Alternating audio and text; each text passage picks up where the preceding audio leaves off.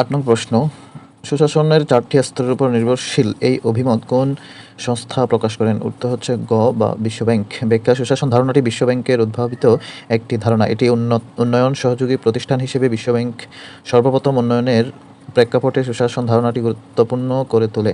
বিশ্বব্যাংকের মতে সুশাসনের বৈশিষ্ট্য 4টি 1994 সালে প্রদান করে। সেগুলো হলো সরকারের প্রশাসনের ব্যবস্থা, জবাবদিহিতা, উন্নয়নের বৈধ কাঠামো, স্বচ্ছতা ও তথ্য প্রবাহ।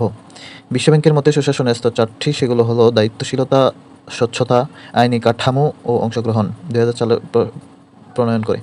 বিশ্বব্যাংকের মতে সুশাসনের উপাদান হচ্ছে 6টি, যথা বাক স্বাধীনতা ও জবাবদিহিতা, রাজনৈতিক স্থিতিশীলতা ও সহিংসতার অনুপস্থিতি, সরকারের কার্যকারিতা, নিয়ন্ত্রণ গুণ, আইনের শাসন, দুর্নীতি দমন। নিচের কোনটি স্মার্ট বাংলাদেশের উপাদান? স্মার্ট বাংলাদেশ। উত্তর হবে স্মার্ট সোসাইটি।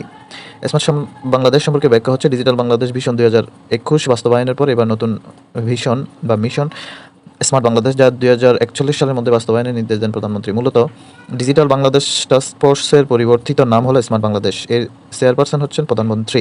2031 সালের মধ্যে এসডিজি লক্ষ্যমাত্রা অর্জন ও উচ্চ মধ্যবিত্ত আয় নিশ্চিতকরণ এবং 2041 সাল নাগাদ জ্ঞানভিত্তিক উচ্চ অর্থনৈতিক উন্নয়ন সমৃদ্ধ দেশে রূপান্তরের লক্ষ্যে বিভিন্ন কর্মসূচি হাতে নেওয়া হয়েছে। এর ফলে মাথাপিছু আয় বাড়বে $12,500।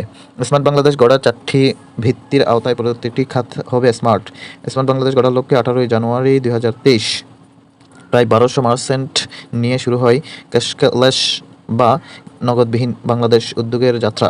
ক্যাশলেস দেশের প্রথম স্মার্ট উপজেলা হলো শিবচর, মাদারীপুরে অবস্থিত। উদ্বোধন 31 জানুয়ারি 2023।